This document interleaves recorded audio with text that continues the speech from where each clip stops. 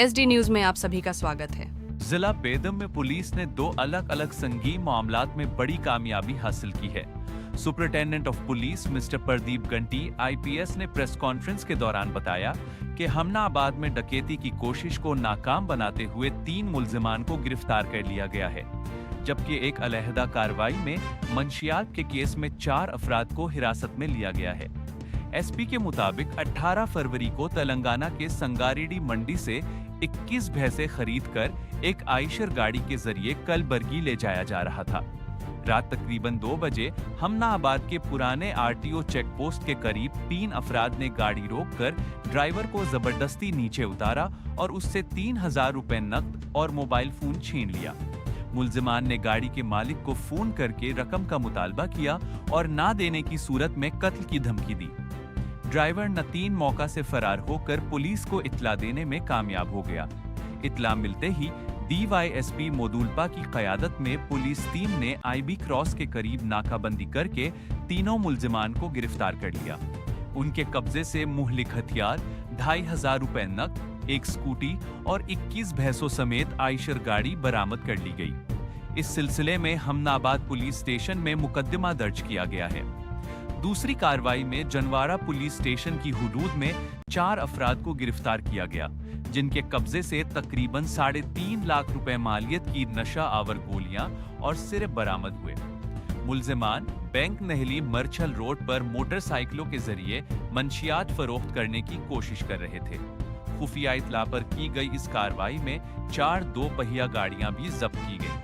Superintendent of police Pradeep Ganti ने कहा कि जिला में जराइम और मंशियात के खिलाफ सख्त कार्रवाई आइंदा भी जारी रहेगी और कानून तोड़ने वालों के खिलाफ बिला इम्तियाज कार्रवाई की जाएगी। ನಿನ್ನೆ ಹುಮ್ನಾಬಾದ್ ಪೊಲೀಸ್ ಸ್ಟೇಷನ್ನಲ್ಲಿ ಒಂದು ರಾಬರಿ ಪ್ರಕರಣ ದಾಖಲಾಗಿದೆ. ನೈಟ್ 2 ಗಂಟೆಗೆ ಒಂದು ಐಚರ್ ಗಾಡಿ ವೆಹಿಕಲ್ ಅಲ್ಲಿ ಸಂಗಾರೆಡ್ಡಿಯಿಂದ ಎಮ್ಮೆಗಳನ್ನು ಪರ್ಚೇಸ್ ಮಾಡಿಕೊಂಡು ಸಾಗಣೆ ಮಾಡ್ತಿರುವ 2 ಡ್ರೈವರ್ಗಳನ್ನು ತಡೆದು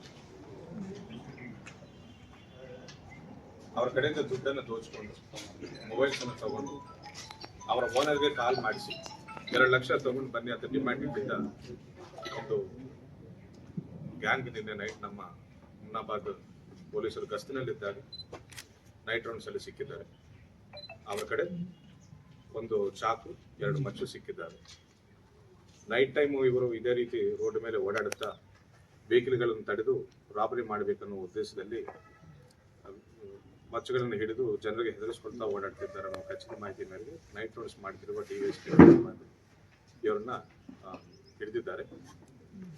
ಅವರ ಕಡೆ ಒಂದು ಬೈಕ್ ಮೇಲೆ ಬಲವಂತವಾಗಿ ಇವರನ್ನು ಕೂರಿಸಿಕೊಂಡು ಐಚರ್ ಗಾಡಿ ಡ್ರೈವರ್ಗಳನ್ನು ಕೂರಿಸಿಕೊಂಡು ಬೀದರ್ ಜಿಲ್ಲೆಯಿಂದ ಹೊರಗಡೆ ತಗೊಂಡು ಹೋಗಬೇಕಂತ ಪ್ರಯತ್ನ ಮಾಡುವಾಗ ಇಂಟರ್ಸೆಪ್ಟ್ ಮಾಡಿರ್ತಾರೆ ನಮ್ಮ ಹುಮ್ನಾಬಾದ್ ಪೊಲೀಸರು. ಸೊ 3 ಜನರನ್ನು ದಸ್ತಗಿರಿ ಮಾಡಿ robbery case plus arms act ಅನ್ನು ದಾಖಲೆ ಮಾಡಿದ್ದೇವೆ. ಅವರನ್ನು ಸೆಕ್ಯೂರ್ ಮಾಡಿ ಇವತ್ತು ನಾವು ಜೆಸಿಗೆ ಒಪ್ಪಿಸ್ತಾ ಇದ್ದೇವೆ. 2ನೇ ಪ್ರಕರಣ ಜನವಾಡ ಪೊಲೀಸ್ ಸ್ಟೇಷನ್ ನಮ್ದು ಒಂದು NDPS ಪ್ರಕರಣ ದಾಖಲಾಗಿದೆ. 16ನೇ ತಾರೀಕು ಒಂದು ರೈಡ್ ಮಾಡಿದ್ದೇವೆ. ಖಚಿತ ಮಾಹಿತಿ ಮೇರೆಗೆ ಸುಮಾರು ಒಂದು 5 ಜನರು ಬೆನಕನಹಳ್ಳಿ ಪ್ಲಸ್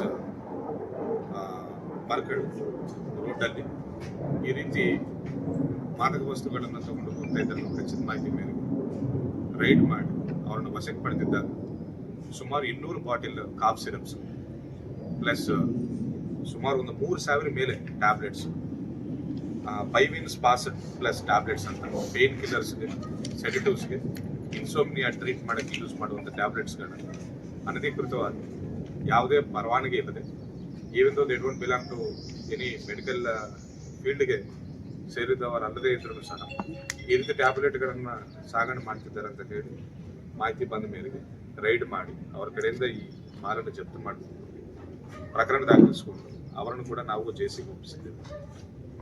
5 ಆರೋಪಿಗಳಿದ್ದಾರೆ. ಇವರು ಲೋಕಲ್ ಹುಡುಗರನ್ನ, ಸ್ಟೂಡೆಂಟ್ಸನ್ನು, ಕಾಲೇಜ್ ಸ್ಟೂಡೆಂಟ್ಸನ್ನು ಗುರಿಯಾಗಿಸಿಕೊಂಡು ಕಾಫ್ ಸಿರಪ್ಗಳನ್ನು ಪ್ಲಸ್ ಟ್ಯಾಬ್ಲೆಟ್ಗಳನ್ನು ಮಾರ್ತಾ ಇದ್ದಾರೆ ಅಂತ ನಮಗೆ ಮಾಹಿತಿ ಸಿಕ್ಕಿದೆ.